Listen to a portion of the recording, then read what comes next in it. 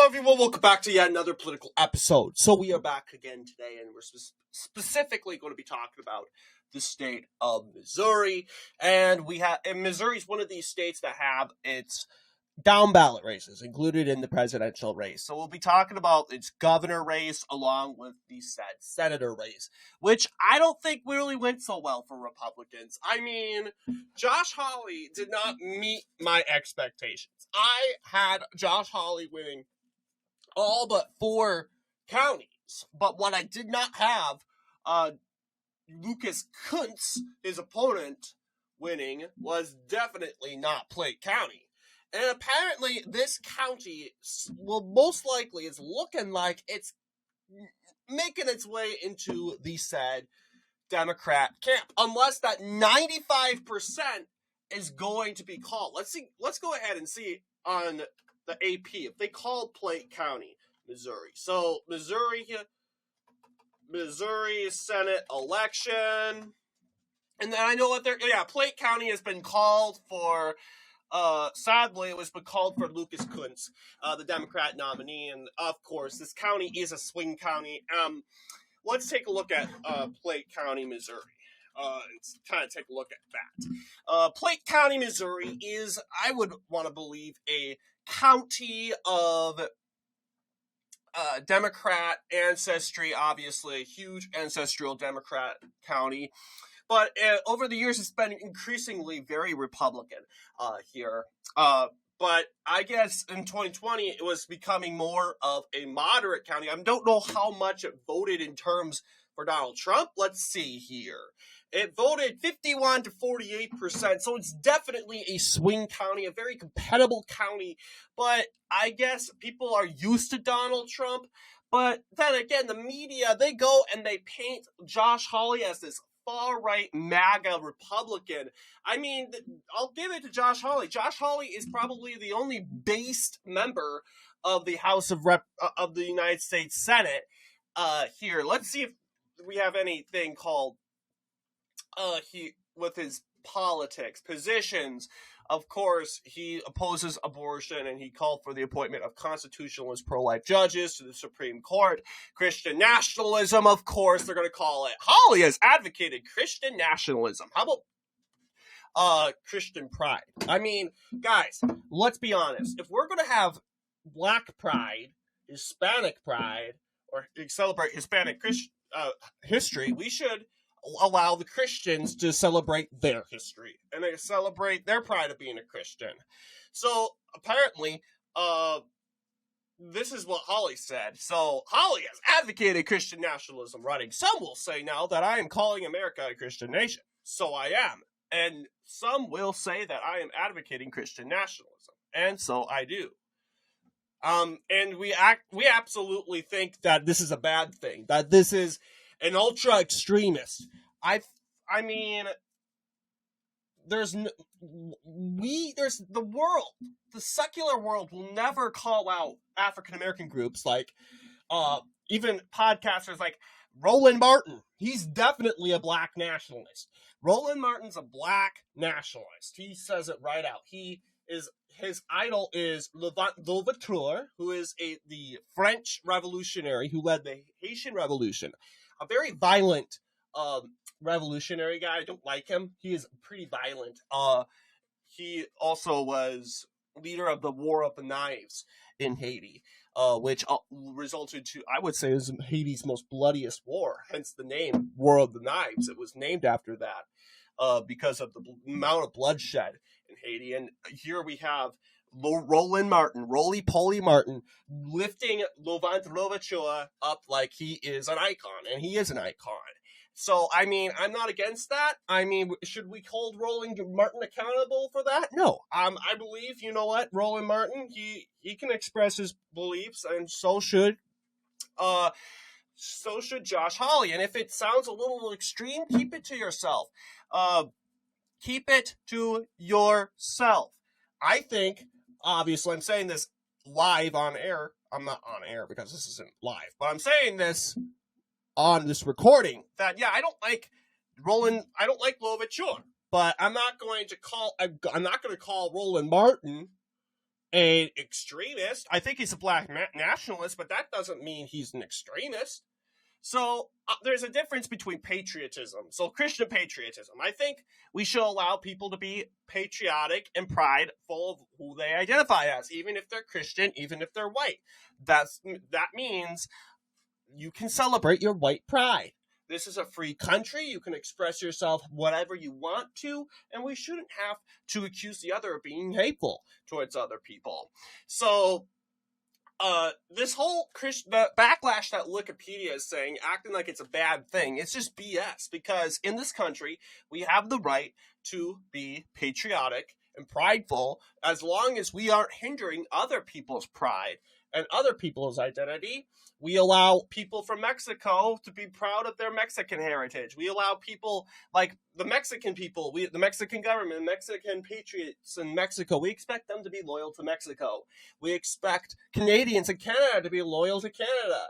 And thus said, that goes with identity too. Although we shouldn't encourage identity politics, but then again, celebrating identity, your identity and what makes you who you are, of course, that should be uplifted. Even if you're a Christian, you should celebrate that also. I'm a proud Catholic and Christian man. And however, I respect other views, and I expect the Protestants to be proud of express their patriotism of being a Protestant. I 100% support that. I also support Muslims being proud Muslims, and Jews being proud Jewish people and celebrating their Jewish heritage. I 100% support that. This is a free country. You can do that. And I don't like that Wikipedia on this woke article is trying to condemn Josh Hawley for being a Christian nationalist, as they like to call him. But yes, I absolutely admire Josh Hawley. It's a shame that he had to pull a weak performance like this. But then again, you got to remember the mainstream media of St. Louis, Missouri, along with Kansas City, they're going to start. They're attacking Josh Hawley relentlessly. They know he's going to win. This is Missouri. It's a red state.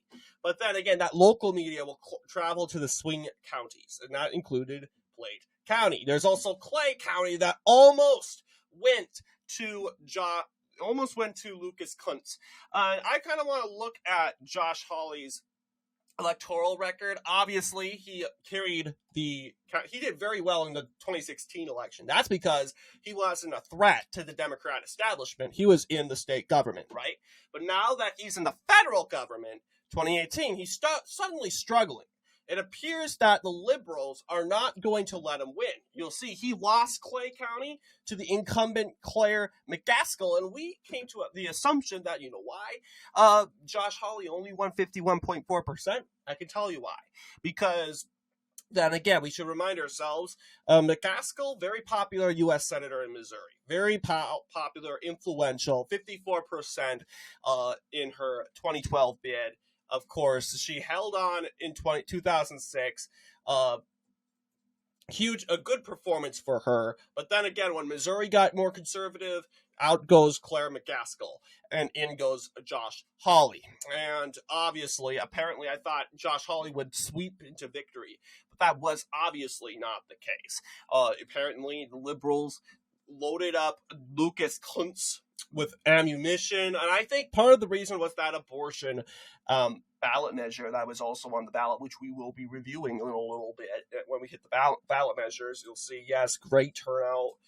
Liberals came out and voted en masse of that, and I think while they're out there, they went and voted against Josh Hawley, who has a staunch anti-abortion position, which I'm not going to condemn at all. I 100% still support candidates that are against abortion, even that when they're for a federal abortion ban.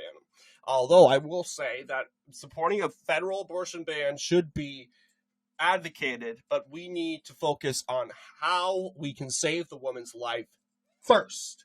And we can have a way so that women that have been raped, mutilated, incest, that are dealing with these problems, they can give birth and have their life spared. And that's a huge argument why a lot of people in America feel like if they support abortion, because they feel that the woman has a right to life, and I absolutely support that. And that's why we Republicans need to lead a bipartisan effort to try to figure out how we can save the woman's life and deliver a baby at the same time.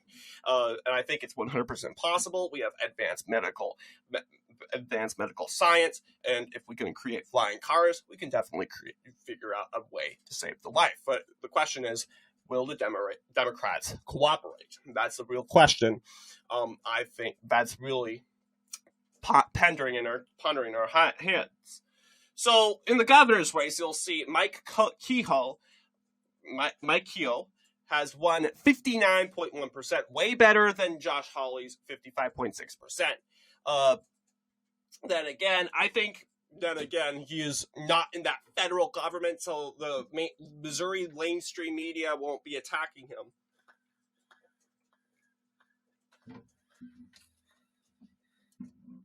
You'll see Blake County, 52% in for Mike Kehoe.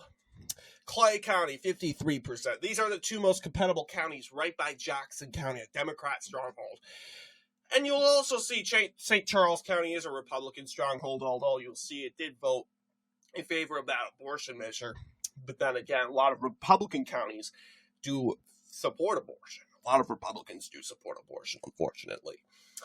Greene County, Springfield, Missouri, 59%. So Crystal Quad obviously defeated. But then again, Republicans hold Mike Kehoe, who is, Mike Kehoe. He is the new governor-elect of Missouri. He was the lieutenant governor, and that makes sense because it only makes sense for you to come ride the rail all the way up. And you'll see in his lieutenant governor performance is pretty much the same. He almost won Boone County, and people go, "Wow, why is Boone County so blue?" I'll tell you why. There's a college there. I can guarantee you, there's some sort of institution. I don't think that's Boone actually. Let's see, Boone County, Missouri. Cross your fingers. Yes, it is. Never mind. That's not where the capital is, by the way. It's all the way down here, St. Louis, Missouri, just below Boone County.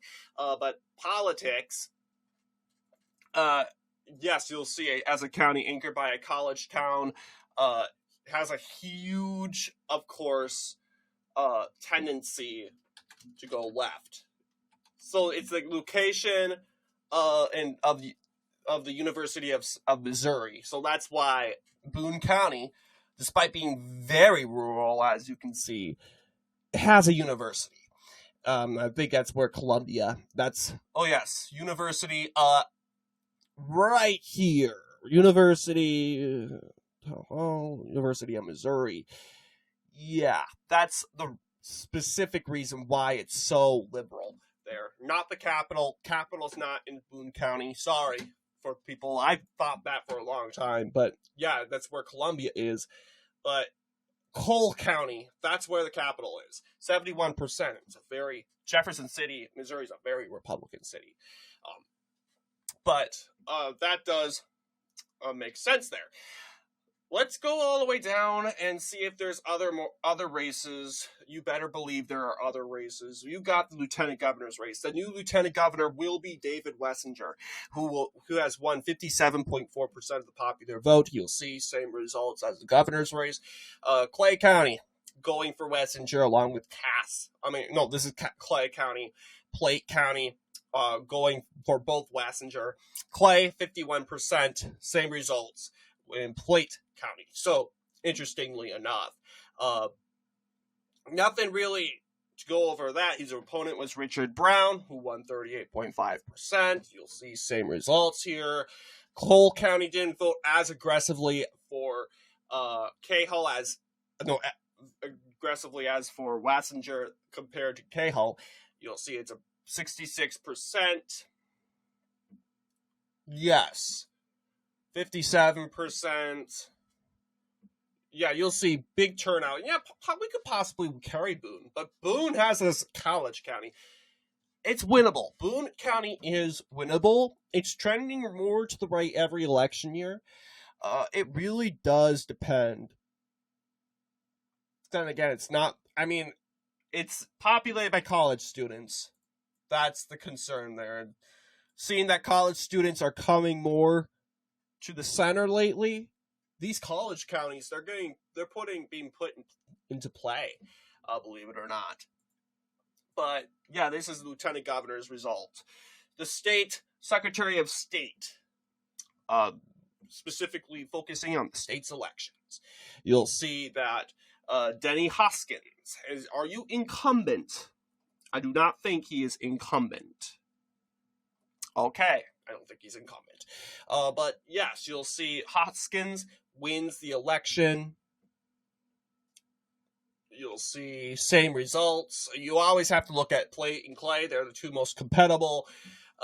Plate, 52%. Clay, 52%. They usually vote together in this Missouri Senate election. That was not the case. Although Josh Hawley flipped Clay County, he ended up losing Plate County, which voted for him in 2018. This is frustrating. Josh Hawley, he knew he was going to win, but I thought he would make some improvements, and we all did, and that has to be frustrating and to a point. He made improvements in Clay, but just lost ground in Plate. It's just ridiculous. But yes, you'll see Missouri, Denny Hoskins defeats Barbara Pfeiffer, who won 39.7% of the popular vote.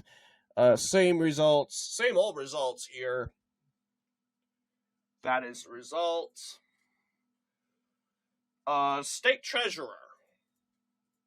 And we cannot open it up. But guess what? I think we have a page. Do we have a page? And if we don't have a page, I have a backup plan. So don't worry. Yes, we do have a page. We got a page. Okay. Oh, it's Vivek. Vivek Malek. Vivek Malek. You'll see he actually did very well. That Vivek name really helped him out. I mean, yeah, he almost won Boone. Boone was very close. We could even see how close it was. But yeah, obviously, I don't know what the actual results were, but we can actually go and find out. Missouri Election Atlas. Dave Leap's Election Atlas. There we go. State honor. Okay, we do not have the results in yet. They will add the results in soon, so we will find out. But that race, it will go for Vivek Malek. It has been called for him. Wikipedia is being slow, obviously. I wouldn't say they're coping because they obviously knew he was going to win. This was a victory that will be his inevitably here. So, that again. He has won. Boone County will also remain blue for Mark Osmack. But yes, this is what it looks like here. So, what do you guys think in regards to our video when it comes to the said Missouri races? Very interesting races this time around. But what do you guys think? Let me know down below. And as always, see you all in the next political episode.